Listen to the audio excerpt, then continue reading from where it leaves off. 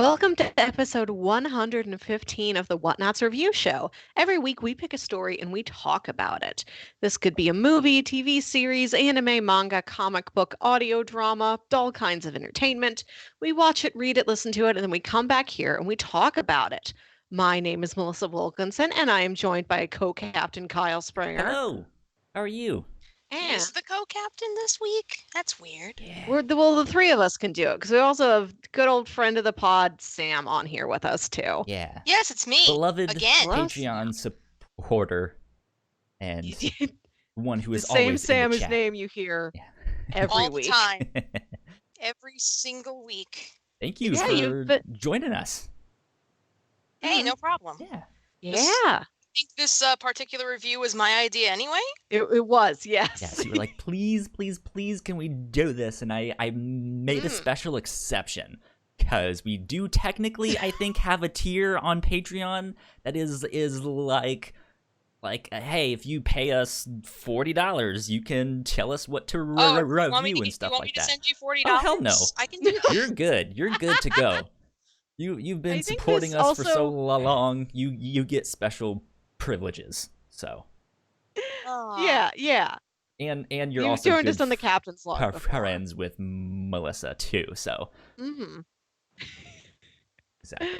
We need the content. We won't say no to content and friends. Exactly. Con friends. Wait. Champagne for my cyber friends and cyber pain for my sham friends.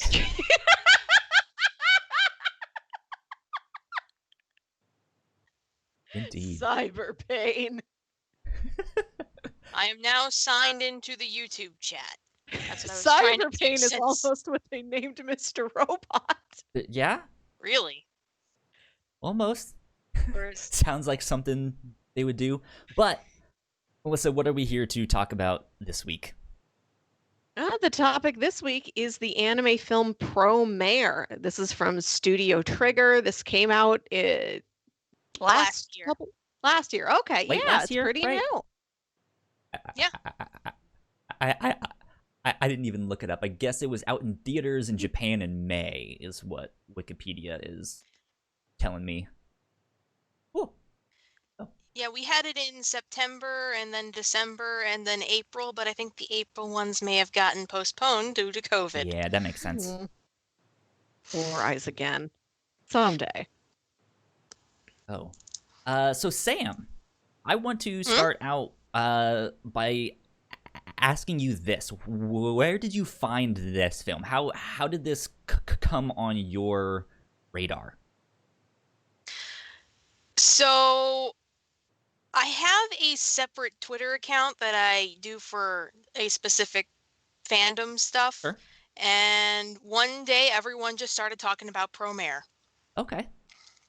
And I was like, what is Promare? What is this? Where can I see it? Why? And how? all those questions. And then I learned, oh, they played it in theaters back in September. Now I'm sad.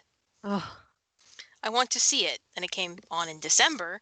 Me and Sean went down to the formerly the Galaxy, formerly the Rialto, now the Galaxy again. To see it by ourselves. There was basically nobody else in the theater except maybe like Oh. 4 people, which was sad because everyone should see this movie, honestly. It's an interesting But film. it is. But I guess one thing I will admit, the fandom account is basically in boys love circles. Okay. So you mhm. probably tell why Promare became so popular within those circles. Yeah. Yeah. That would make sense. Indeed. Melissa, what about you? I don't know you as much of an anime fan. You watch the occasional one. Yeah. I feel like I watch more anime than the average person, but not as much anime as an anime person. Sure. Do I entirely fit in either circle? No. Just a vagabond. I've heard Sam talk about this movie a bunch, of course. And you did a stream of it in your own Discord a couple like last month. Yeah. That stream, I couldn't get into it for whatever reason. Something about like me signing up for the service you were using, like something wasn't clicking. I couldn't get in. But coincidentally, my brother was doing a stream of the same movie in his own Discord that day. So I'm like, well, I'll just catch the late showing, I guess. And I showed up to that a little late, so I missed the first like 15 minutes. They're like, oh, this movie's gorgeous and pretty neat. So then I just watched the entire thing, plus that bonus 15 minutes at the beginning. I just watched the whole thing last week. Okay. Good stuff. Good stuff. That was us. We did that together. Yeah, nice. yeah. We had a I little. was like, we need to watch the side things first. We did. I was on her phone, and she perched the phone on her shoulder, Yes. so I was like a little parrot. Yeah, yeah. So I could like talk at you without having to like hold it in front of my face the whole time. Little shoulder angel. Yeah.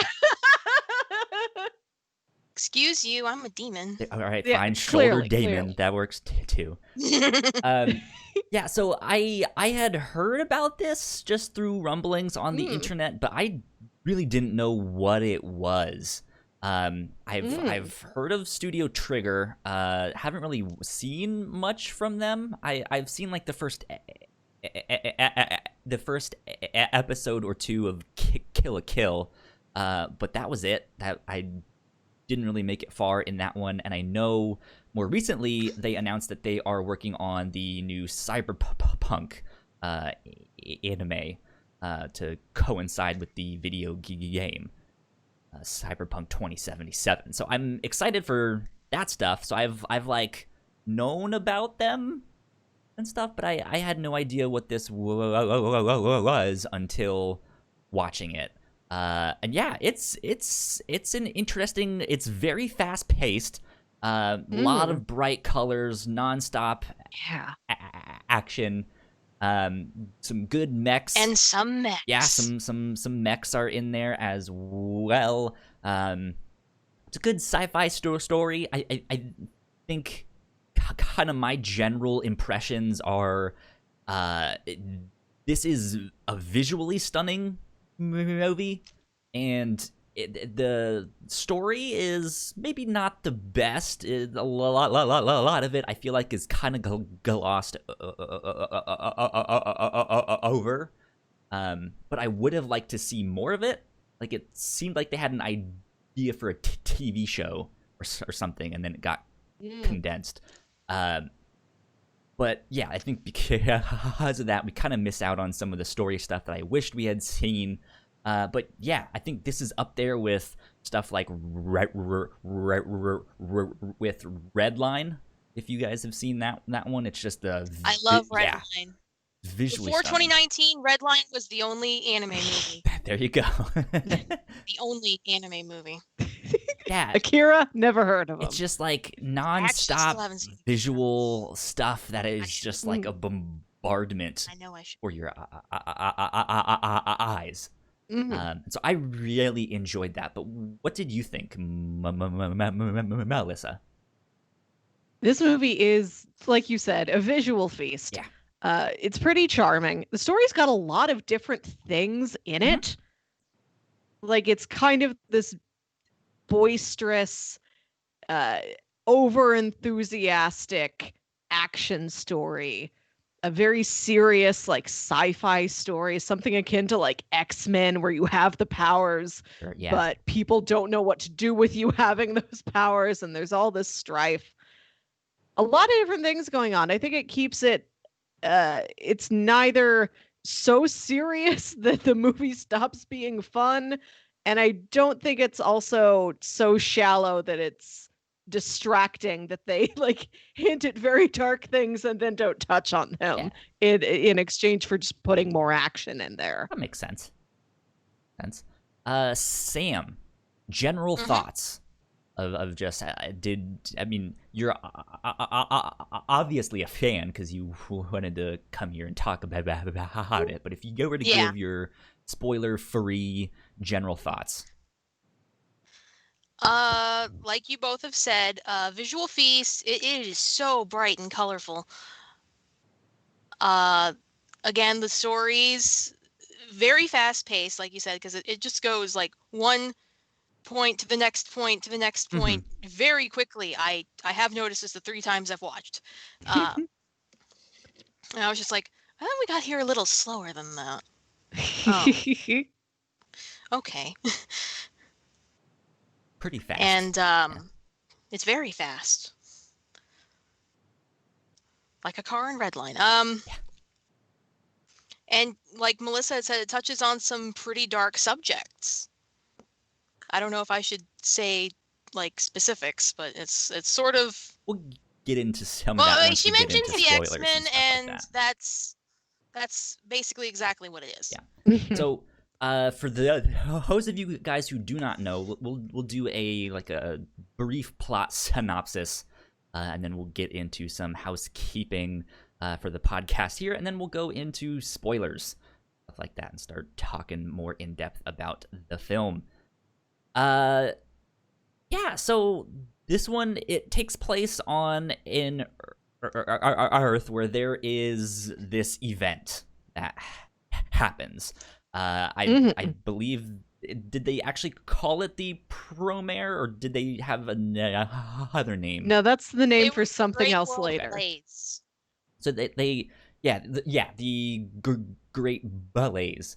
It's this event where people kind of seemingly just get these like fire-based superpowers. They seem to like spontaneously combust and like start breathing fire, and there's fire coming out of their eyes and stuff like that.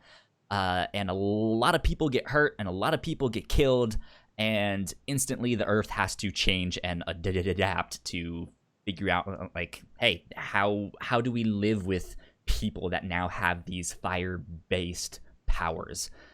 And so one of the things that changes is they have this kind of special fire department that is specifically trained to go after these people and to stop them from spreading more fires, to rescue people who are hurt, as well as to kind of bring them in and arrest them if they actually are using their powers for nefarious purposes and stuff like that. And so we follow one of those special teams, specifically a rookie on that team. And Sam, you might have to remind me of the guy's name, because I'm terrible with names. Which guy? Main character on the fire department guy. Galos. Yes, that guy. Just Gallo, if you. Yeah. So he's kind of the new hotshot on the team, and we first pick up with them responding to this this fire that they need to go rescue some people. And shortly after that, they start kind of uncovering some new aspects about what's really going on here in their world, and why the people that they just recently arrested, why the world thinks they're terrorists, but how these people don't think they are, and what their actual agenda is. Kind of start uncovering a conspiracy stuff there. And like you said, giant mechs are in the mix with that, so They absolutely are. good stuff. Do you guys have any other kind of stuff you want to add to the synopsis of just like, hey, you probably might want to know this before going in? Oh, I think you did a pretty good job. There's a lot to Yeah, cover in this movie. That's a pretty good synopsis right there. There you I was go. gonna like pull up the one from Amazon, or hang on, my DVD is Too far? not in my eyesight. Well, you Back of the do have a box. lot of stuff back there, so I do. Wait, is it up here? No, it's not. Never mind. cool. Yeah. Well, let's move on to a little bit of housekeeping, and then we will get on into spoilers. If you guys did not know, we have multiple podcasts here at the Whatnauts. You guys can find more information on our website, thewhatnauts.com. You guys can also find us on your favorite podcasting platform of choice. Just type in the Whatnauts, and all of our shows will pop up right there. Let's see. Recently, me and Ignacio, who is not on the on the review show, we had an episode of Crossplay where we gave our first impressions of Ghosts of Tsushima and Paper Mario and the Origami King. So if you guys are video game fans, you guys can go check out our podcast Crossplay. Besides that, I think we are be on the lookout for some more exclusive content and stuff like that you guys can get on our Patreon, which is patreon.com/the Whatnauts. You guys can support us for as little as $1 a month, but all of that exclusive content is at our $3 tier. And of course, Sam, who is one of our $5 patrons, is here on the show. So Sam, thank you so much again for joining us, but for supporting us as well. Hey, thank you for the content. Hell yeah. We're content machines over here. Indeed. I think that about wraps us up for that. So let's get into spoilers. Where did my spoiler thing go? Am I in the right thing? I don't know. Where did my... Oh. Boop, boop, boop, boop. Spoiler time. Spoiler graph. Okay. Close the podcast now if you don't want those. Yeah, we are officially in spoiler territory. Sam, I'm gonna start with you. What is the, when... Okay. Just, what is the first thing that you are itching to talk about with this? What stood out? What is... I don't know. Where do you... I actually want to know if you saw the side episodes. I did not. Episodes, but they're like little 10-minute shorts for both Gallo and Leo that take place before the movie. I did not. I heard you mention them, and I was like, side stuff? I don't know what those are. Well, I actually got Melissa to watch them. So, so there's side Gallo. We learned that Gallo was recruited to Burning Rescue. They encounter a Burnish transformation. One of the people that they rescued actually turned into a Burnish right in front of their eyes. Gotcha. But I mean, guess that would imply that... Change, but she just sort of catches fire and So a big snake happens. I guess that would imply that people are still turning into these fire-powered people? Okay. Good to know. It's an emotional response from what I gather. Gotcha. Okay. And then in Leo Hen, or side Leo, we learned that the Burnish just burn for the sake of burning, but we actually learned differently later. Leo comes out of nowhere and reforms the terrorists so that they do not kill. Because mad Burnish, they used to kill. And Leo's like, no, you don't. No, you don't. And they're like, okay, boss. We're reforming our image. You are no longer bad Burnish. You are mad Burnish. But not so mad that you would kill. Mad. Yeah. Yeah. The girl shows up there too. They actually, Amazing Guerra. I'm probably pronouncing that dude's name wrong, and I've heard it only 3 times. Like Guerra? I think so. Look at they take that girl that transformed into a Burnish in the first side, and then in the second side, they tell her, hey, this is what being a Burnish is like, and she's like, but I don't want this, and it's just like, well, I'm sorry. And she actually is in the movie. I don't know if I mean, we're just sort of skipping around. We're not like... We'll skip around a bit. She's the Burnish that dies in the cave. That's the same girl. Okay. Interesting. So there's like a connection there. Gotcha. And I'm like, wow, you were only a Burnish for like a few months. Oh, sorry, lady. Burned bright and fast. That was it. So I want to say that the first time I watched this movie, I came in partway through that street battle at the beginning where it's the Mad Burnish versus Burning Rescue. So I missed that prologue that showed like how everybody got these powers like 40 years ago. and it's these vignettes of like these three people across the world in like Tokyo and Paris and San Francisco. And they're all in these frustrating situations, and then each of them, like they just light on fire and like they're shooting fire everywhere. And then I think there's like some text or some narration or something that says like, and then this kept happening, and more people got this power, and like most of the world burned and millions of people died. I hate when that But we kind of figured out how to live now. Just like spontaneously combust. Like, oh god damn it, I burned my homework. Okay. Right. So I had no idea that this was a power that, and also I hadn't seen these two side shorts before. I had no idea this was a power you could just suddenly get, like out of nowhere. I thought this was something you were like maybe born with and maybe showed up in like adolescence, kind of more common like superpower tropes. Mm-hmm. So I think that gave me a different perspective on it. Like, oh, this could be anybody at any time.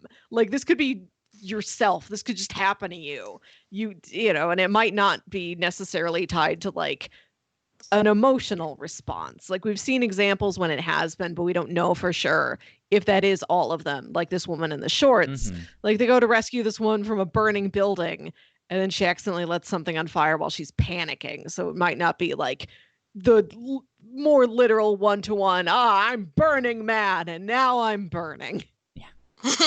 We don't know what her sitch was. I think my favorite one in the prologue bit was the dude sitting in front of his computer at a message board, and he's angry at the message, and he starts breathing fire.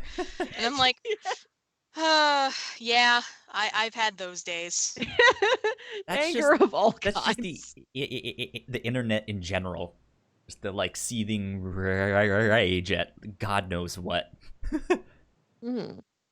Yeah, that like opening like 2-3 minute thing was I loved all of the artwork in that. The way they it was very harrowing.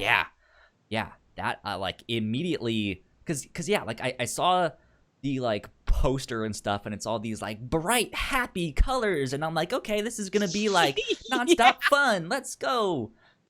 Plus ultra, or some shit like that, and it starts out with this. It is like, not Boku no Hero Academia. No, and it starts out with this like very dark, kind of mysterious tone, and I'm just like, okay, tell me more. You have intrigued me. There. Yeah, like I there's some water phone in that tone. Yeah, and like especially knowing that they're going to be doing the cyberpunk anime down the road, that was like, this seems like this may have been one of the things that they were like, see, we can do cyberpunk stuff, and I was just like, yes, this is good, I love this. But yeah, I really liked that, but then it kind of moves away from that until the end, like the like third act. Like once you know what's really going on, you don't really get that same level of darkness until the end, which I was fine with. I have no problems with that. But yeah, then we kind of immediately switch, and it is just this bombardment of colors and shapes and perspectives, and things are distorted, and it's beautiful. I loved it. And the song Inferno. The song is good. Well, I was waiting for Sam to like call me and join in. I just had the DVD menu on a loop, and it just keeps playing that song, and I'm like, I don't mind this. Is the song this ain't bad. You're talking about the like alt rock song? That's what Trails of fire always knew they would carry me home. I have no idea which one that is.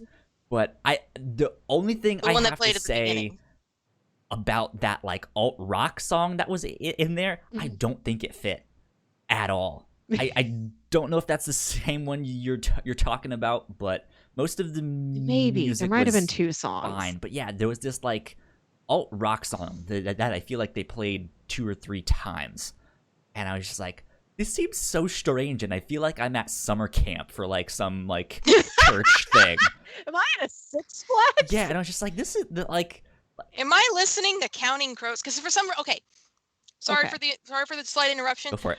I've had this mashup stuck in my head every time I remember the song. For whatever reason, my head wants to replace the lyrics with the Counting Crows song from Shrek 2. It's not unfitting for the film. I guess I don't know what song was in Shrek 2 because I don't remember Shrek 2. Was that Counting Crows or Hootie? No, it was Counting Crows. It was? Okay. God, Hootie I always and mix those Blowfish. I always mix those two bands up. Anyways, yeah, that song threw me off because the rest was kind of like a little more electronic. I'm sorry, Kyle. I just Googled Shrek 2 soundtrack. There is a dashboard confessional song on here. But we're not talking about I just brought it up the one time. Okay, well, I'm done. Shrek's going back to the swamp. I'm sorry. It's all good. But yeah, the rest of the music was fitting. It was upbeat, but it was more electronic, or more like, I don't know, techno, computerized stuff. Yeah. And then there was the like alt rock song, and I was just like, this is such a like weird turn. Like, oh well. I think it's supposed to be like that. Think like the Everything Is Awesome song from Lego Movie. Yeah, but see, I think something like that, the style of that song still fit. Like, it was just the fact that it was a completely different genre. And I was just like, everything else was this one genre, and then there's this. But that's just me. I'm hyperfixating on that. Yeah, let's talk a little bit about this fire department, the Burning Rescue, as they are called. Which my mind wants to call Morning Rescue. They'll rescue you any time of day. Yeah. Oh, they will. I'll have to fire in tell the you guys morning, what fire in the rescue evening, is. fire at supper time. Fire at supper time. When fire is on a bagel, you can get rescued anytime. No, so That would be a good segue into the scene about the pizza place. it would, yeah. So let's talk about these fire rescue people department things, because I thought that was an interesting aspect of this this film. Just the idea that they now had to have like specialized fire departments that have mech suits.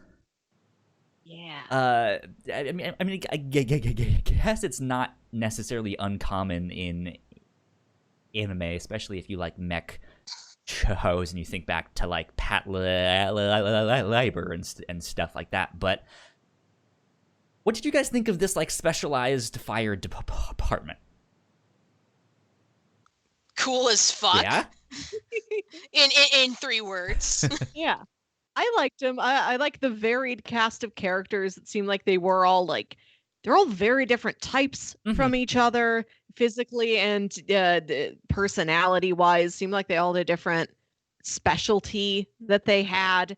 I appreciated. You got your himbo. You got your little goblin scientist. Thing. You got tits and ass. Yes. You got Remy. I'm not sure what he is. He's just Remy. He's just like the cool smart boy. And then you got I guess and then Varys, he's the big dark skinned dude. He's a tank, yeah. Yeah. And Ignis X, who I would say is the dad of the group. Right. You have dad, loud one, science one, haughty glasses wearing one, all the types you could have on a team. Yeah, and like, so I liked the team that they had, but this was one of the first things that I felt like was kind of glossed over. Like a lot of them didn't get development at all. Yeah, I would have loved to see more. Particularly Remy and Varys. Well, I liked Remy. I'm all in anime when I do watch it. I am always up for like snobby smart glasses boy. That's a type that usually works for me. It's like, oh, cool, we've got one of those. Oh, he doesn't do anything. Okay. Yeah. I'm sorry, Mel. Eh. But yeah, like I don't know if there's information out there or not that they were originally trying to make this show or not. But that's kind of what it seemed like to me, is that they had the ideas for that stuff. They had the ammunition. I mean, maybe it would have been like a 1-season miniseries. Yeah, something like that. I don't know if that's what they were planning or not, but that's what it seemed like to me. But yeah, because I really liked them, and I think especially with the art style, it really gives all the characters like a big personality, which then makes them likable. And so it's just like, oh, you get like a minute of screen time, but I really like you. Yeah. Like the hot girl had the little mouse there, and I was like, who is this mouse? I want to know. His name is Vinny. Yeah. Vinny is great. And he says his own name like he's a Pokemon. Yeah. Yeah, I dug that little mascot mouse with his little like fire hat. Fire helmet. I guess a hat really diminishes its protective qualities. Yeah.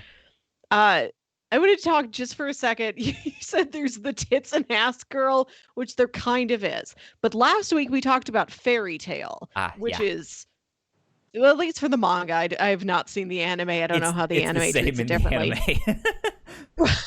The anime, real tits and ass on the main girl. Here, Aina is wearing the same like skimpy outfit, and she's in the same, like, she's in like a very suggestive pose inside her mech suit.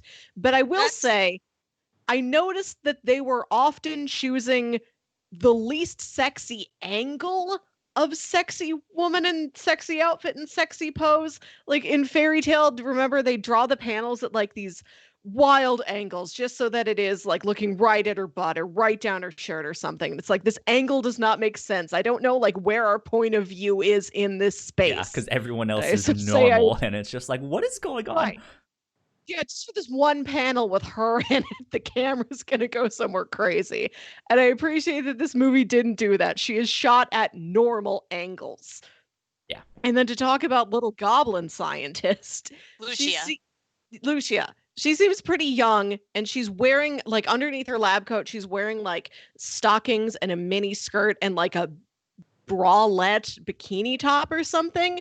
But she's not sexualized at all, and it really seemed to me like this is a young lady wearing a cool sexy outfit because she thinks it is cool and sexy and she wants to wear it. Like, she's not shot or posed in any unusual ways. Yeah. So I don't know what their roles were on the thing, but this was directed by Hiroyuki Imaishi and written by Kazuki Nakashima, which they both worked together on Gurren Lagann, which is one of the things that I was like, this just reminds me of Gurren Lagann the entire time. It's that like nonstop ridiculousness. And yeah, Gurren Lagann does Gallo is reincarnation of Kamina. Pretty much, yeah. And that is a show where they also do a little bit of the tits and ass and stuff like that. And it's very, like, in your face with that stuff. But I think this wanted to do so much that they just didn't really have time to put that in there. Right. It was just like, we need the only reason I called her that was because of the suggestive poses. Yeah. I know they weren't that exaggerated. But I think something that really shines both in this and in Gurren Lagann is just the character design. Like, they have very strong characters that look unique, and that just from looking at them, it's like, oh, they have a distinct personality. And stuff, which I'm sure you guys have all watched some kind of animated show or TV show, and there's milquetoast McMilquetoast, and it's just like, why even make this character? They're useless.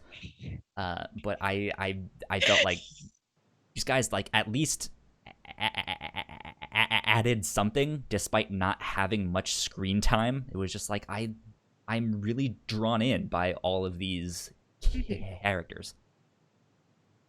You're right. I remember reading an An America magazine when I was a preteen and reading an article about one of the Tenchi series. And it said, I don't understand why all of these boys fighting over Tenchi. It seems like his primary personality trait is that he has brown hair. You're Yeah. right. There's no plain brown hair Right. guys in this. Everybody looks, and even just for like the couple seconds that they're talking or acting, like they feel vivid. You're right. This does feel like like this is the pilot for a weekly TV series. Yeah, exactly.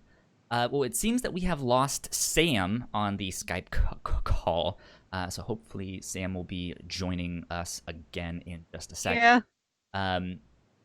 Yeah. Yeah. So I thought the characters were strong and stuff like that. Okay, we got Sam back. Good. Here we are. Sorry about that. It's all good.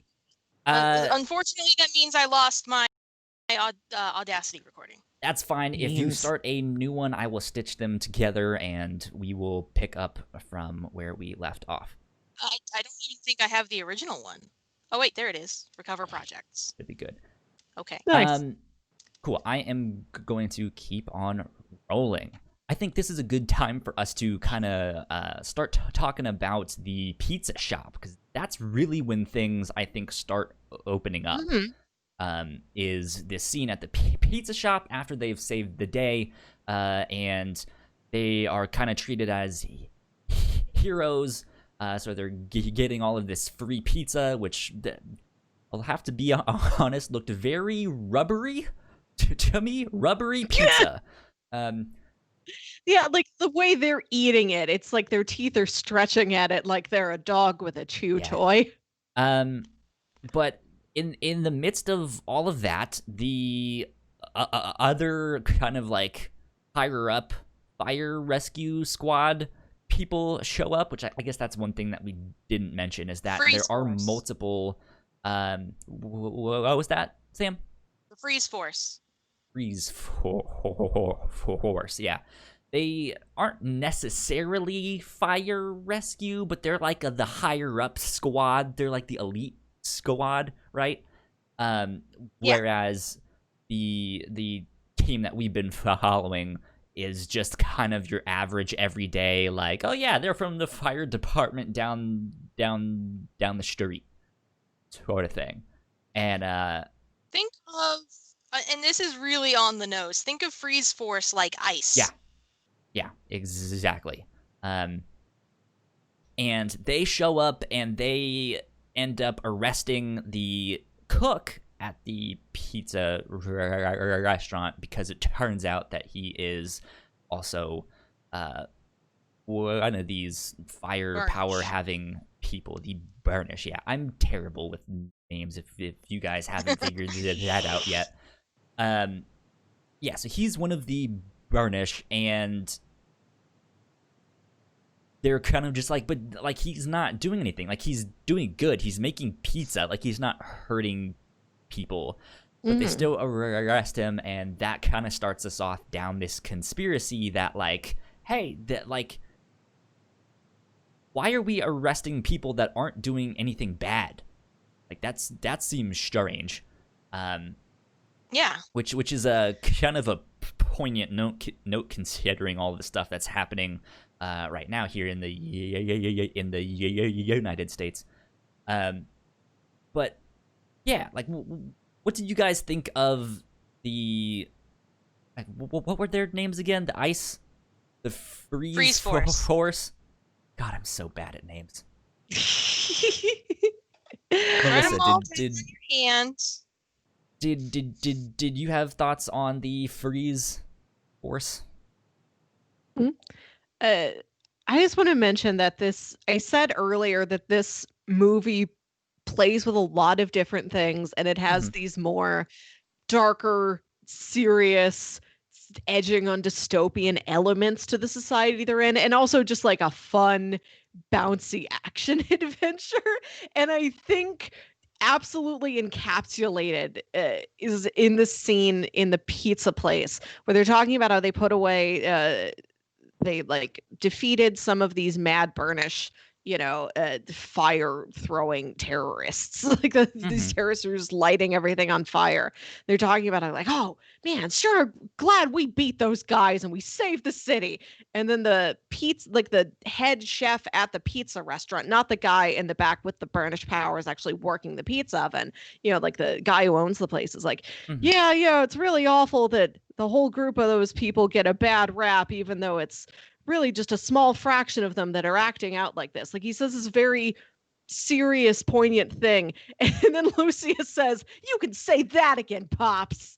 Like that 2-line exchange is just the entire movie summarized. This is how it operates. Yeah. Oh my God. Exactly. Sam, what do you think about Freeze Force? I hate them. Yeah. That's to put it in 3 words. That's gonna be like everything I say. Now, okay. The main guy, Vulcan. Like, you look at him and you love to hate him. Yeah. Yeah. Because he's just brutalizing every Burnish he can at every turn, and it's disgusting, and it's very stomach turning, I think. Yeah. Like the brutalizing gets worse as the movie goes on, and it mostly happens to Leo. Yeah.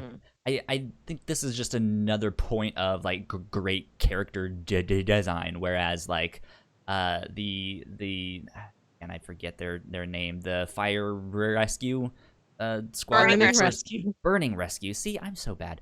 You're getting everything like 1 degree off of what it is. Hey, you know what? I'm close enough. You guys know what I'm talking about. They have a lot of personality. They have like custom made their own weapons and mechs, and they've painted them, and they have their own costumes and stuff like that, right? Whereas Freeze Force basically has none of that. Like there's like ultimately no personality except that they're all like very big and imposing, and you see that in their physical features with the like sharper teeth and stuff like that. Like they look nastier, right? But then their suits and their outfits and all that stuff are just this like plain black, which is not to say that it's not sleek. Right, yeah. Which is not to say that they don't have some cool stuff. They're like, oh, you still got this hunk of junk? Yeah, heck you, burning rescue. You guys suck. Yeah, but it's just this like very bland compared to everything else that's in the film. Yeah. And so yeah, like you hate them because they're so big and imposing and vicious, and they're just nasty. But then they're also bland, and you're just like, I hate you because you stand out like a sore thumb, and you don't fit in with the rest of this. Like you're the obvious problem with this thing. I'll say that I also like that you think Vulcan is this giant scary guy, and at the end of the movie you find out he's just a very small man in a very big mech suit that comes up to his neck, and like there's very little body beneath that big beefy neck. I always love that. Classic gag. Yeah. Which, like you said, right? Yeah, which like is what you said of this. Like, yeah, he's this very big, imposing guy. He's very serious, and his character is this thing that we should take seriously. And then it's like, oh yeah, he's just this small, tiny guy inside this big suit. He is literally an dwarf. Yeah. Yeah, so once we start digging into stuff, kind of the big twist or the big conspiracy that we start to get to is that the Freeze Force is arresting all of these Burnish people. Now I don't know why, but I'm conflating them with Amish people. Not the same, but well, yeah, I Burnish, don't think Leo is wearing any buttons. Ish. Yeah, so only buckles. But yeah, so they're arresting them all, and eventually we find out that they're being experimented on, right? They are being experimented on to use as a sort of fuel to open up a teleportation gate so that they can travel the universe and leave Earth, because Earth is about to die because global warming, in maybe more than one sense now. Yeah, I was gonna say. I think I described it in the last viewing as, oh, it's global warming from the inside. Yeah. The global warming, it's coming from the inside. Yeah. They're in the house.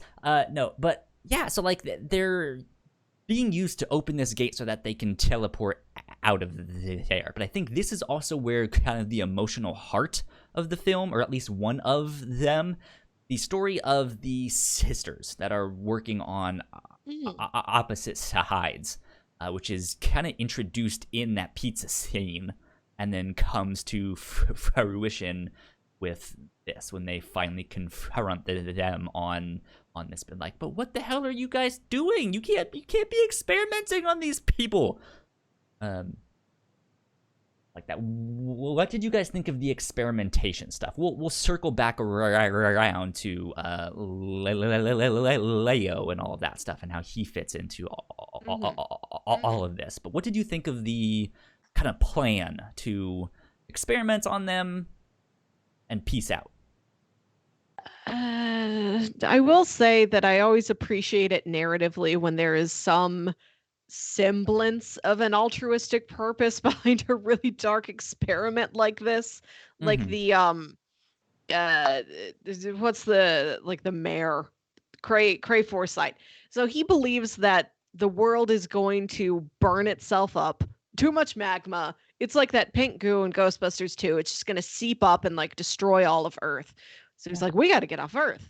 I built us a rocket ship. We're going to go to another planet. To power the rocket ship, we do need the Burnish. We need them as people. I'm going to put them in a centrifuge and spin them around, and all their fire energy is going to light our rocket ship to get us off Earth, which is wild. Bonkers. Yeah. But you can see how this makes sense from his perspective as, I am doing the most good for the most people. And then Kyle comes in and he's like, why didn't you make the magma smaller? Yeah, try that first. Yeah. And he's like, I did.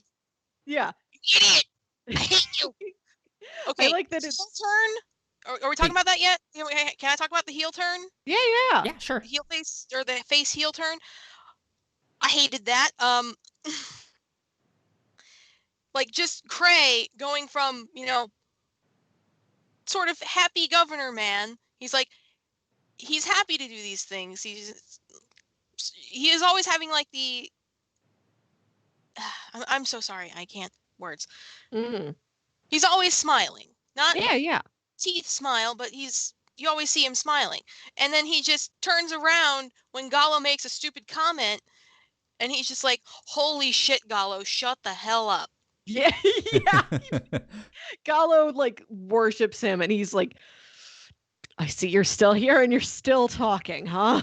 That job I put you in didn't kill you yet? Yeah. And he's like, why are you saying these things to me? My hero. You're my hero. Yeah, it's again, that is one of the things that I would have liked to see more of, their relationship. The whole because yeah, we don't get much of the mayor, enough to establish him as the everyone thinks he's the goody two shoes that will help everyone, right? And then yeah, he ends up being more like Ozymandias from Watchmen, who's just gonna be well, I'm gonna figure out a solution to save the most amount of people, but I'm gonna have to do some bad things to do that. And yeah, he ends up being kind of a jerk, and we don't get much of the conspiracy of that, and the well, maybe he's an evil person, or maybe he isn't. Yeah. I mean, he did do this one thing. It's just like, he is good. No, he is not. He is bad. And that's it. Mm. He was sitting on the fence until he accidentally burned down a house and rescued Gallo. Yeah, yeah. Yeah, like I think that would have been a great reveal. Like if this was a longer show, like to have that story be kind of played with a little bit more, and then have that be the reveal would have been fantastic. Yeah. So I do I don't know. appreciate that. I kind of like that we don't spend too much time with him before we get that heel turn, because sometimes a story will do that where it's like, oh, the main character looks up to this person. I side with the main character and I like them too. And then they do that heel turn and I'm like, nope, I accidentally built up too much fondness already. You made the first part too charming. This is hard for me to come back down from. With him, like It was really easy for me. It was just like, oh no, you hurt main character. Shun? Yeah, I think this does a good job of like not giving you too much to invest in Cray part A before it moves you on to part B. Like you have no lingering baggage of, oh, but he said this one thing I kind of liked. Like he's not that much of a presence until he's the bad guy. Yeah, and it's Yeah. also one of those things you can kind of tell just by tropes and stuff. You're like, okay, I have a feeling that this guy, that's the whole character development thing. Like main character looks up to person A, he idolizes him, right? And it's just gonna be like, the guy you idolize might not be the best, just so you know. But yeah. Uh-oh, looks like my OBS just crashed and reconnected or something like that. We are dropping all of the frames. Connection established. Yeah, so apparently it's like thundering outside too, so might be all the rain stuff, yeah. Yeah, hopefully this will continue recording and all of that stuff, so we will soldier on. Yeah, so I thought the heel turn was fine. What was that, Sam? As long as recording is enabled, you're fine. Yeah.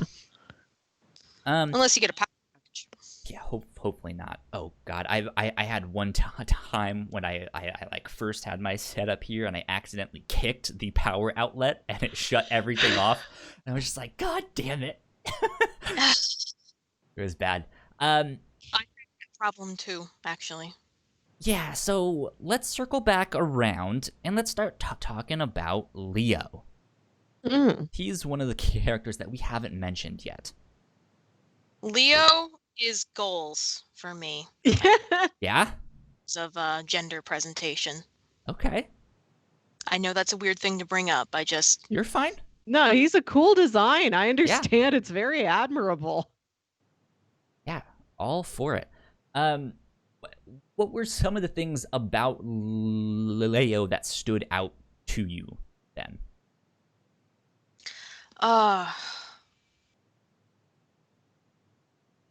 That's a good one.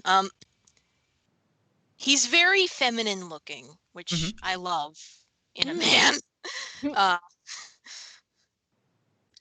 And I know that's a weird thing to say. I love his outfit. Yeah. I don't know how you can stand being in that sort of thing all the time, but if you're constantly hot all the time, then it's okay to look hot, I guess. Indeed. Yeah, he's sorry. No, go ahead. I was going to say, I love his armor, his dragon armor. Yeah. One thing I brought up when I was talking to Melissa when we were watching it the other day, each of, I guess, their Promare spirits have names based on where they were when their powers emerged. So, which I guess is also the name of their motorcycles. Gotcha. Okay, so Leo's is Detroit.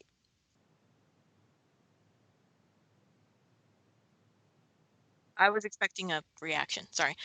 May's Tokyo era, I forget who is who, but they are Dallas and Miami. Mm-hmm. So one of them is Florida Man.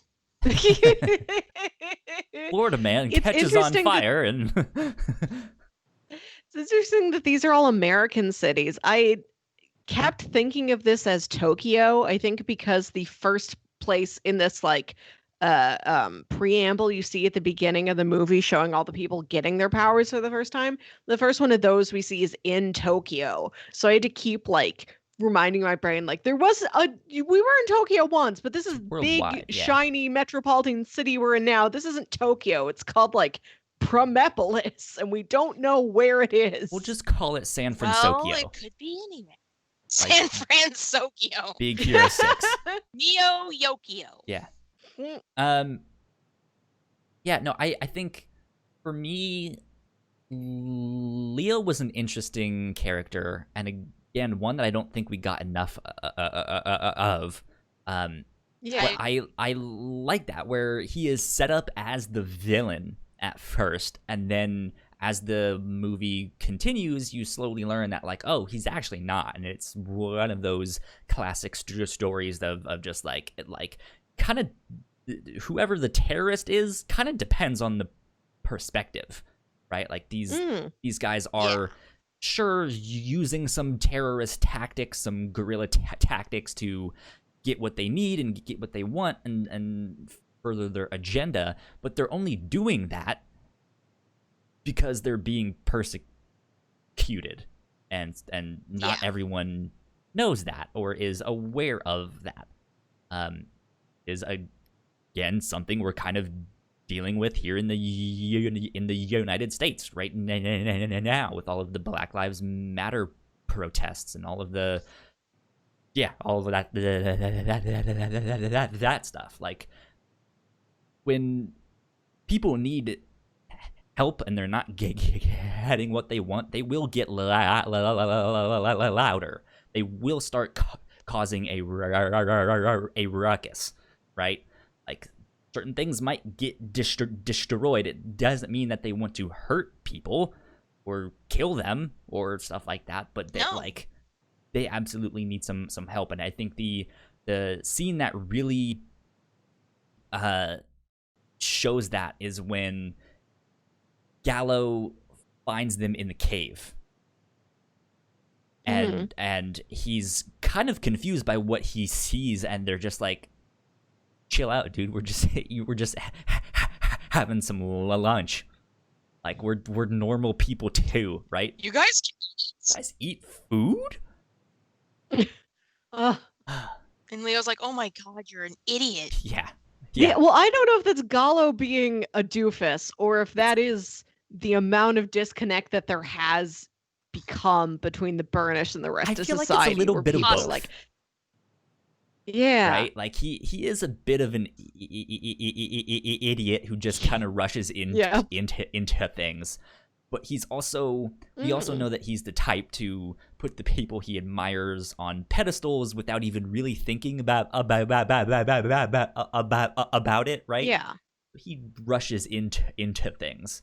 But then, like, the mainstream doesn't really know what's happening at the same time. So he's, like, discovering... Okay, now I'm thinking about, like, the whole thing earlier. No, they just escaped from jail. Wait, no, they didn't.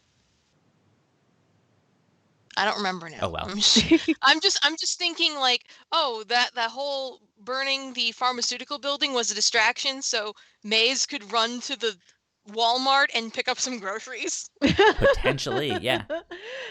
That's there was a few weeks between those two events. And something Leo says later on in the movie is that the Burnish, when they are going on just a rampage of igniting things, they do always leave an escape route, because this fire is something that they can like control. Like, it takes shape. It's very deliberate. It doesn't tend to like spread uncontrollably like regular fire unless they wanted to do that. So they can leave an opening, an escape route. So he's like, yeah, we destroy things to prove a point, but we're really not trying to kill anybody, which Burnish is neat. do not kill. Which is neat, although I am wondering how, like, if this is the major threat to society nowadays, nobody's like noticed that before. Like, there's nobody Well, like analyzing That's the thing. patterns. They make it seem like Mad Burnish isn't the only organization out there. Like they didn't Okay. necessarily name them, but I definitely got the vibe that it's just like, hey, these are just people that are operating at least in this city. But who knows? Yeah, I don't know if there are other factions of Burnish that do the same thing, and that would have been something that would have been great to elaborate on if this were a series. Yeah. Exactly. We'll get the other factions of Mad Burnish, like Bad Burnish and Sad Burnish. And Rad Burnish. The really, really cool Hell ones yeah. that everyone likes. Bad Burnish, the one that answers emails, types with boxing gloves on. Wrong bad. Yes. Checking the emails. Strong. Yeah, so there's so much stuff that I think I just would have loved to see more, but I think they also do a great job of just tightening it up and making it all fit in this one like 2-hour movie. Like I felt like despite me wanting more of stuff, I also felt like I wasn't left with major questions of like, well, what really happened there? What was going on over that way? Like I got what I needed, but it was still like, this is just such a cool space that I want to know more. Maybe we'll get a Promare 2 down the road and they explore something else. Who knows? That'd be nice. I just want to know what happens next. Right? Yeah. Yeah. Yeah, or like maybe they gotta rebuild manga or Prometheus. something. Yeah. That'd be I nice. really want to know what happens between the characters. Like, we've got these two sisters who are kind of reunited now. They're on the same side. Like, they've gotten to see each other's perspectives. And you've got Gallo and Leo, who are like comrades now. Gallo has to give him like mouth-to-mouth resuscitation, and then he freaks out, and it's not the classic like, "Oh, I kissed you." It's like, oh no, like he feels complicit. He's such a dedicated firefighter, and he feels like helping Leo is complicit in setting a fire. Like he's all for like, yes, I want to save the rest of the Burnish. It's bad that they're being tortured and used like this, but he's still like, I ain't here for fires though. Yeah. I do think there was some explicit, maybe subtle, rather, flirting going on at the end. Yeah, well, so I did like that. There is that, and like you mentioned at the start, you kind of found out about this through your boys love Twitter thing that you have. Like there is a lot of, well, it's not necessarily subtext, but it's like subtext where it's like, there's enough for you to read into it and ship it if you want to, but I don't know if there was enough like longing glances or like awkward situations to really be like, well, maybe. This movie moves. It moves way too fast to have. There is one thing. There was the DX version that aired in Japanese theaters, which was sort of a smell-o-vision experience. Sure. I guess. I don't. Or, there might have been other things involved, but DX is like one of those things where like the seat you're in like vibrates and moves and like reacts to the movie. Except with that one, they and just the like scent that goes along with that. Each chair comes with a toaster with just some burnt toast inside, and they just burn the toast. Wow, it smells like real fire in here. Take the host home. Yeah. But yeah, in the scene where Leo's helmet bursts partially off during that first fight between him and Gallo, the theater starts smelling like roses. Interesting. So romantic. It's this movie moves way too fast for there to be any like longing glances in it. But I like the relationship between these two, and I feel like you said, there's enough there for you to like run away with this if you want, and I feel like that was Oh yeah, intentional. Like I for don't sure, think that's anything the creators really did by for sure. mistake. And I think I it's mean, they are okay. There is a Cray Foresight set of this as well, but there are Gallo, Leo, and Cray Foresight wedding rings you can buy. what? Well, it's some kind of jewelry set, but you could probably use it as a wedding ring. Wow. Hopefully, someone would have enough Huh. foresight to maybe not get that one. Uh, Yeah.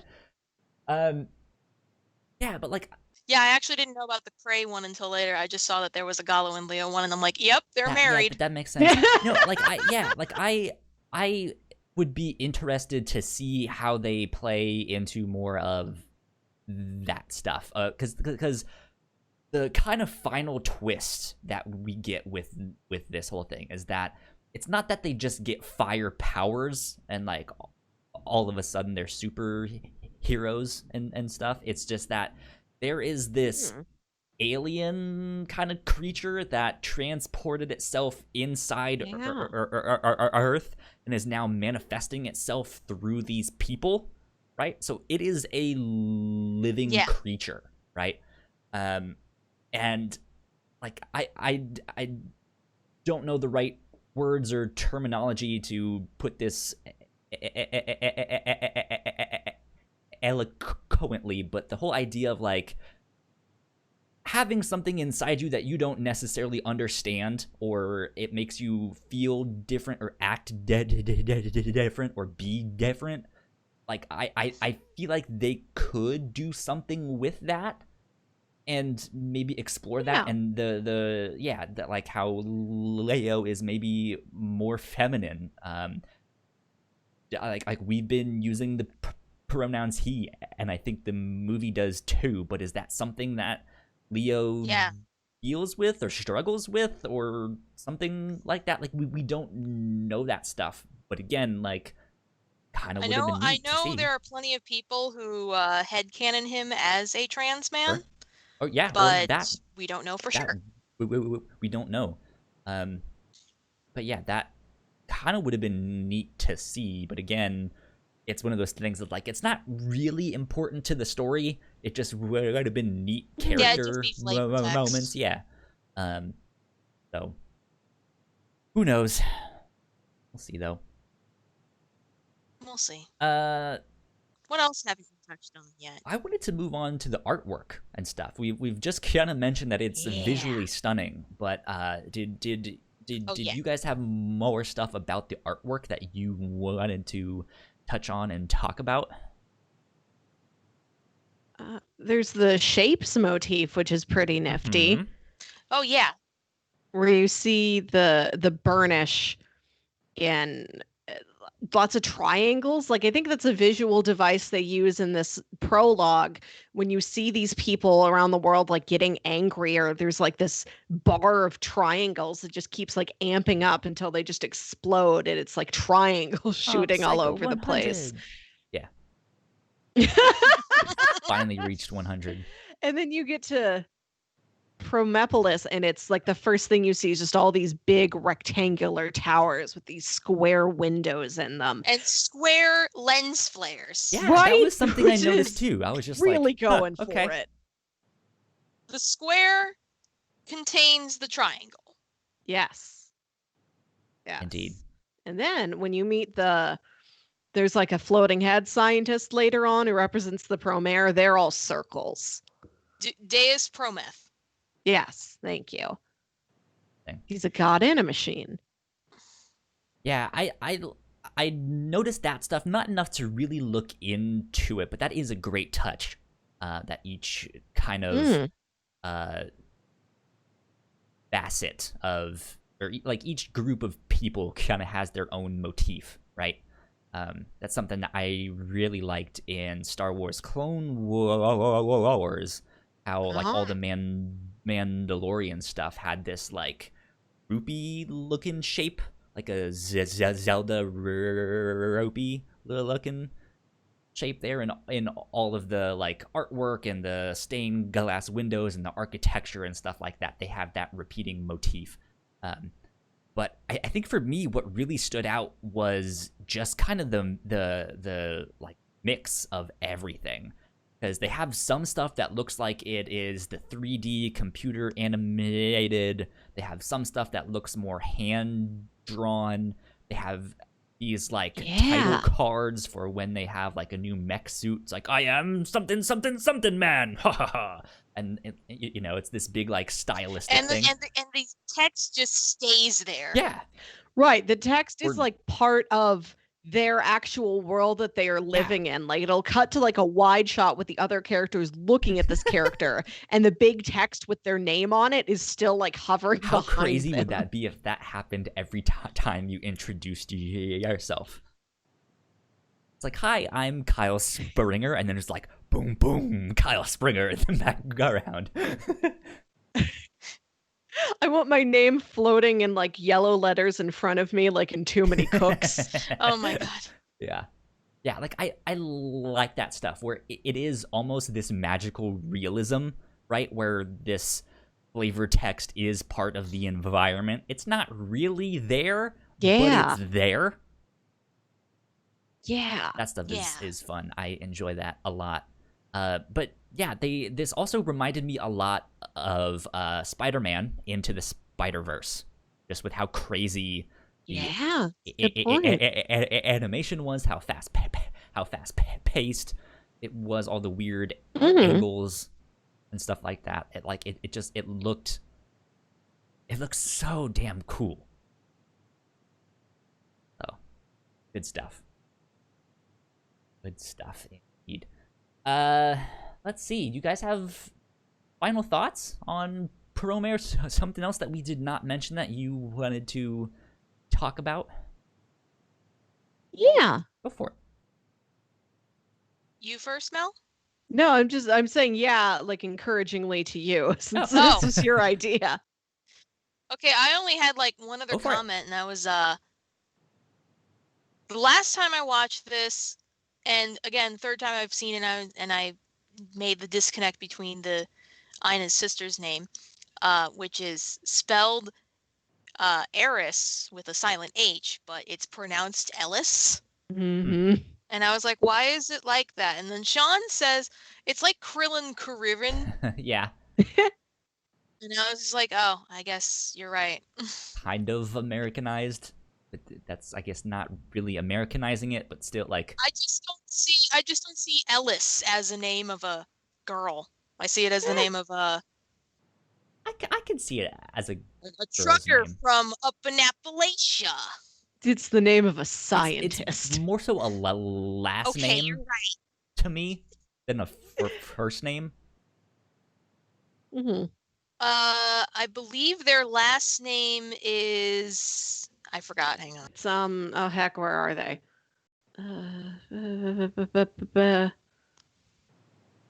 Ardibit? Yeah, Ardibite. Ardibite. Okay. Yeah, they're so it's Ina Ardibite and Ellis Ardibite. Yeah. Interesting. Yeah, I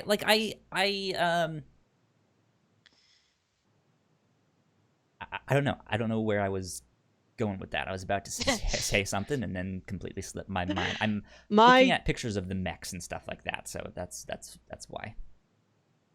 My only final thought is that I love Cray's office.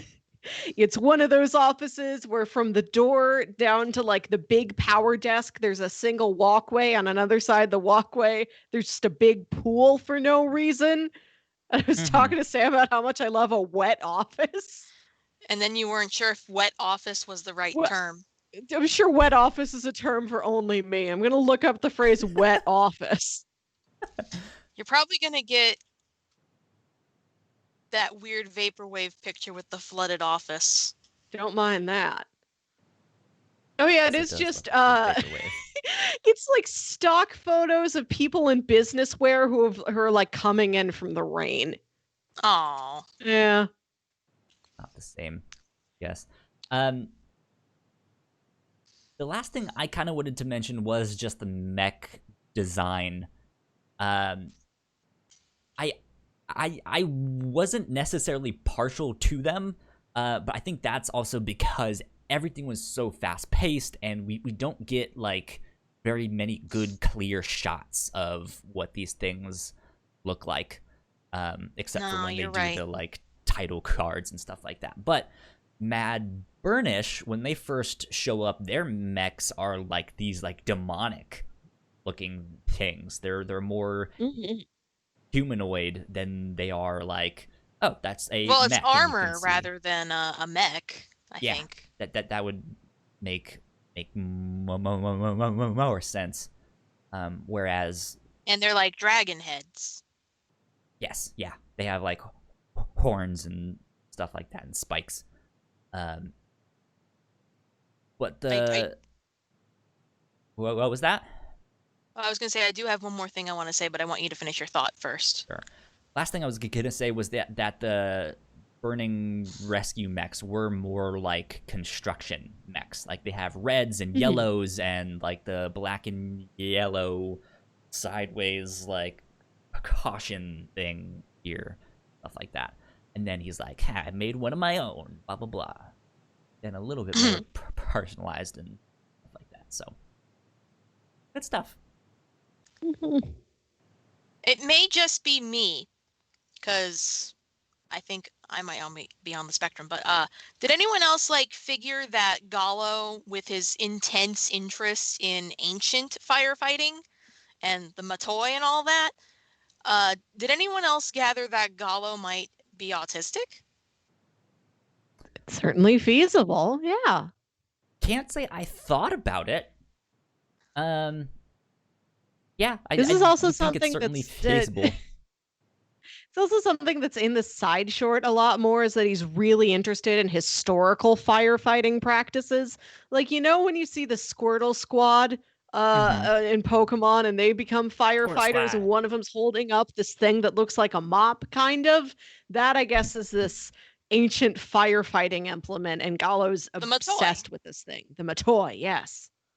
Yeah, yeah. To And me, it more so read as just inspiration, like something that inspired him, because we also see that yeah. same kind of inspiration towards the mayor, towards Foresight, right? Just like, hey, you Yeah. saved me. I'm gonna I'm gonna worship the idolize ground you. you walk on. Yeah, and so I think he's kind of looking at his job and being like, hey, like who were the original heroes here? And he looks back at them. He's like, man, like these guys didn't have all the technology that we have now. They were So they just made brave. this weird mop and swung it around. And Yeah. on that topic of the Matoi, though, uh, when Leo made the Matoi for, was that Gallo de Leon or Leo de Gallon? I think I it Yeah. was. I don't remember which one it was. I think it's the latter. Um, Leo making all these upgrades to the suit and just like, okay, whatever you want, big boy. Yeah, nice touch. Whatever you want. Yeah. It's like That's it. That's my thoughts. I think that was one of the cooler mech things in this show is when they were both inside the same mech. Because that's not really something I've seen in anime, that like two people are in the same mech, unless you want to count like Voltron or Power Rangers stuff where all their mechs combine. It's usually Nah. just one pilot rather than Kyle, both of them there. this just reminds me that we still need to get you to watch Pacific Rim. Which was gonna be the next thing I said. It's a little bit more like Pacific Rim, Yeah. where they're both in there making it work. So good stuff. Good stuff. Cool. So Melissa, if you had recommendations for people who enjoyed this, what else would you recommend people to go check out? These are both much more serious. You're not going to get the same sort of bright a firefighter and I love my job kind of action that this Sure. movie has. But you might like Terror in Resonance, which Okay. is Yeah. about these two teenage boys that escape from this like secret government experimental facility, and they're committing these terrorist acts across Tokyo in under these masks, and they're like sending out these secret videos, and you watch the police try and figure out like what's happening, what are the goals, why are they hitting the places that they're hitting, who's doing this.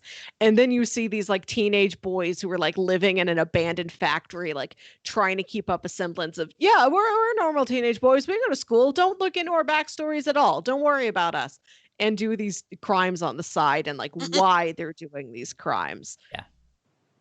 It's a good one. And the fact that this is a story where there was a giant irrevocable event X amount of decades ago, far enough away that society has learned to move on and rebuild itself, but close enough that there's still a lot of after effects of this and people still don't know how to deal with it, always reminds me of The Big O, which Yes. which I is fucking love so the Big O. I love it too. It's the noir story. It's a mystery. It has like nothing in common with this except for big event decades ago that changed everything, and we got robots now. Giant robot, yeah. Giant and small, all size robots. Every robots. Robots for everyone. Yeah. No. Yeah. Robots for everyone. That would be my campaign slogan if I ever ran. Robots for everyone. So you're cubics. Springer cubics. Sam, what about you? If someone enjoyed this, what else would you recommend? Okay. I recently watched Trigger's latest project, Brand New Animal. It has a similar message going on. That's with the new one on Netflix, right? Yes. BNA, I think is BNA. it's on there. Yeah. It's basically, instead of Burnish, it's furries. Oh. I'm sorry, Beastmen, but Beastmen? yes. Beastmen. An irrevocable wow. event happened, and half the world turned into furries.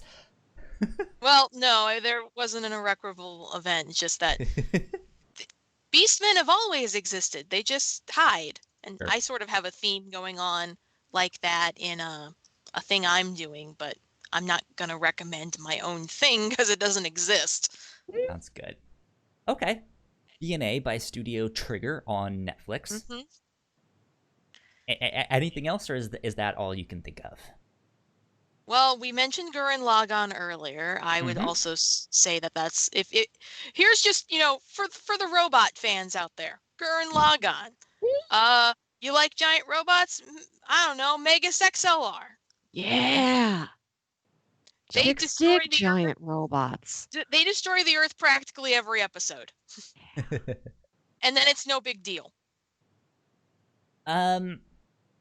Yeah, so I also mentioned Spider-Man Into the Spider-Verse. I think that would be a good one to watch. I agree that that's like for similar visual things. Yeah, just incredible artwork. We also mentioned Red Line, if you just want that non-stop in your face stuff.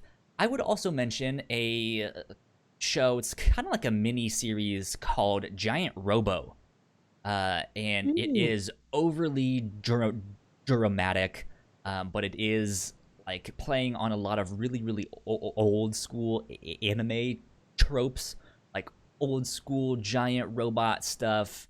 I think I've pitched it once before here on the review show, but I don't remember. But yeah, it's I think like 8 episodes, and they're all like 40 minutes long. But it's just non-stop crazy stuff is happening. It does not slow down to have you catch up. I would go check that stuff out. Yeah. That being said, that almost wraps us up for this one. Melissa, do you want to let people know what we are going to be doing next week here on the review show? Yes. Next week, we are finishing our monthly check-in we've been doing, watching season after season of one show all the way through until we finish it. Next week, we're going to be talking about the fourth and final season of Mr. Robot, a show which robots features for everyone. no mechs. Robots for everyone. Not the robots you're thinking of, but yes. Yeah, I'm 3 episodes in right now, so I have some so watching you've already to hit do. one of the big twists of the season. Yeah. So I haven't seen any of it. Have fun with the it's a rest good of this, show. Kyle. It's a good show. You're in for a time, a real time. Oh boy. Okay. Yeah. So yeah, that is what we will be up to this next week. Watching season 4 of Mr. Robot. And then we will let you guys know what we will be doing next month. After that, this next week as well. But for the following week, did you guys want me to do my pitches now? Do you have them? I have them Do written I down. need to be here for the pitches? Yeah, you can help Melissa decide. So Okay. If you want to, if you want to take off, you're not trapped here. Oh no, I want to stay here. Okay. So here's my 3 pitches for the following week after we do Mr. Robot season 4. My theme is that I took a original movie from Netflix, Hulu, and Amazon. Okay. So the Netflix original movie is Dolomite Is My Name, starring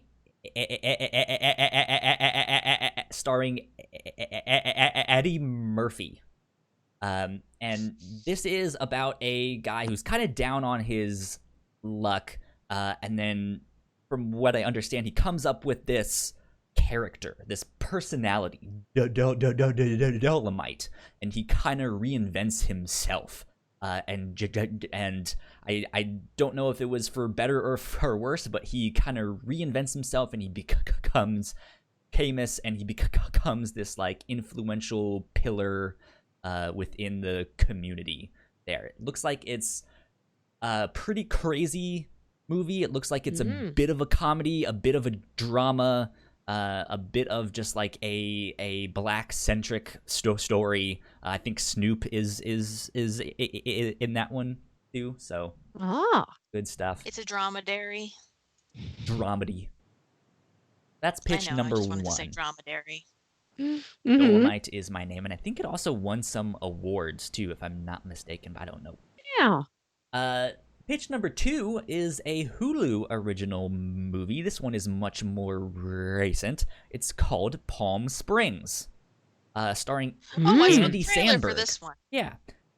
It looks like Groundhog's Day, but instead of being there by yourself, someone else also gets caught up in this time loop, and then it turns into kind of like 50 First Dates, where they keep having to relive Groundhog Days. Yeah, like 51st Groundhog's Days. So it looks like, yeah, Andy Samberg is this guy, and he's at some wedding ceremony or something, and he ends up like wanting to sleep with this woman. And in the middle of them just about to get headed on, he gets shot in the back by this arrow. And everyone is screaming like, what's going on, blah blah blah, and he runs off to go do something, and she follows him, and he is like in this cave or something. He's like, don't follow me, whatever you do, don't follow me. And she ends up following him, and then they both end up in this time loop. But it's it's like Groundhog's Day meets like romantic comedy, if that makes sense. Okay. Beautiful day for a wedding. Yeah, exactly. Pitch number 3 is an Amazon original movie called The Vast of Night. Melissa, I think you might be interested in this one because I believe it takes place in like the 1950s, and the 2 main characters are like the town phone operator and the town night DJ at the local radio station. And there's some strange things going on in the town, and they hear some kind of radio signal. And I think they're the only ones that hear it. And so they kind of team up to figure out what it is and what's going on in this mysterious town. Pitch number 1 was Dolomite is my name. Pitch number 2, Palm Springs. And pitch number 3, The Vast of Night. Man, I know you have pitched Dolomite is my name before. Mm-hmm. I would like to see Eddie Murphy in a more recent. Can you hear how bad it's storming outside? It's starting to storm here at my house too. It's getting rough out there. Yeah, it's real bad. It would be nice to see a newer, different role from Eddie Murphy. And this Palm Springs thing also sounds intriguing, and it would be nice to visit such a locale. But you're right. You've got me with the Vast of Night, like spooky old analog technology. Yep. There's a girl with cute cat eye glasses when I Google the movie. Yep. I've heard it compared to like early Steven Spielberg stuff. Ooh, interesting. So yeah. We'll see how that holds up, but yeah, I remember seeing this, I think, when we were watching Venture Brothers, and I started seeing commercials. Venture Brothers is on Hulu. Maybe not. Maybe it was The Tick? Maybe it was The Tick. Yeah. Yeah. But yeah, it looked good, and so I eventually wanted to pitch it, and here we are. So yeah, next week, Mr. Robot Season 4. And the week after that, The Vast of Night is what we will do. Well, I'm going to watch Palm Springs as soon as I can.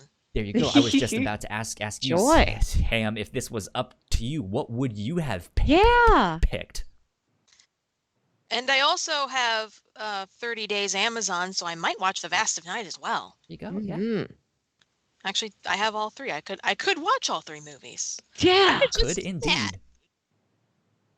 I have nothing better to do with my life. I really We're all don't. stuck at home, so yeah, we're making it work. I mean, Melissa has a job, but I do have a job.